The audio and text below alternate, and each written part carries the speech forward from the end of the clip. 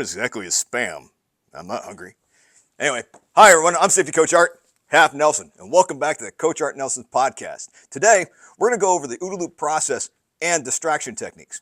But before I do, teachers at the elementary school level, this one's just for you. We don't want our little ones to think that this is some sort of game.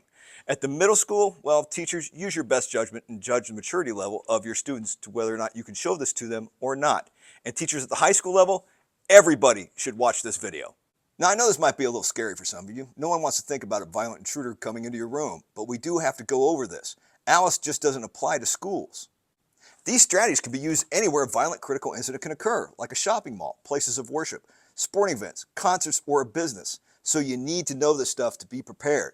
That's why I'm always encouraging teachers, make the time to go over this with your students. And students, please share this with your family and friends. Along with yourself, you play a vital role in school safety. Now, administrators, I want you to take a moment today to ask your staff, do you know who Coach Art Nelson is? If their answer is, I don't know, then that's a lap. It's also kind of hurtful. I mean, we've been doing these things for 3 years now, and Coach Art's a very sensitive guy. I mean, I even cried at the end of Titanic. Thank you. I mean, there was room for both of them, right? Yeah, okay. Yeah. Before I talk about distraction, let's talk about the OODA loop process. Now, the term OODA loop's been around for a long time.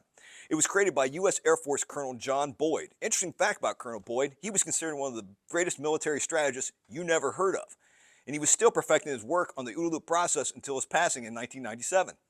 To put it simply, OODA loop is a decision-making process that we all use. That's why we're going to go over it so we can better understand how to disrupt an intruder's thought process. One second. Coach Nelson. Oh, hi, honey. It's my wife, Candace Dropkick Nelson. Bring cat food? When do we get a cat? Okay, where were we? Oh, first is observe. In this phase, we're taking in sensory information, mainly from our visual pathways, but you also take in sensory information from touch, smell, hearing, and taste. The next is orientation phase. One second. Oh, it's Dr. Rhoda. Yeah, this is Coach Nelson. Oh, hey, Dr. Rhoda. Yes, my car's the orange one. No, you don't have to tell it. I'll take care of it afterward. Okay, yeah, I'll take care of it. Bye. What was I talking about? Chris, you got the script. Okay, let's see. Hi, I'm Safety Coach Art Half Nelson. Okay. Got it. Never mind. Orientation phase is where you're making sense of all the sensory input you're receiving. That's going to be very important later in this presentation there, Skippy. Now that you've made sense of what you've been taking in during the orientation phase, you cross over into the decision phase. Hold on. Coach Nelson, what, there's a sale on tracksuits? Buy one, get one free. You have the color orange? Okay, what were we doing again, Chris?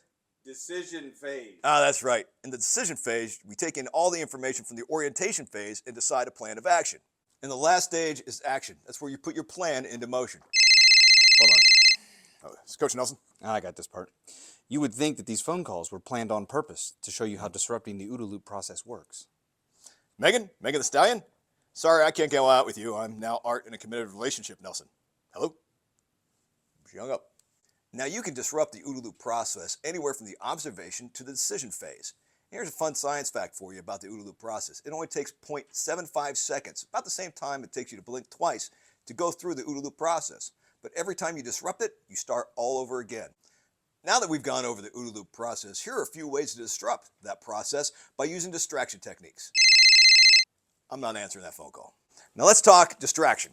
One way to accomplish a distraction is by throwing whatever object you have at your disposal at the intruder. You want to focus on the intruder's field of view, affecting their sight. If they can't see, they can't act. Also, you're disrupting the intruder's orientation phase.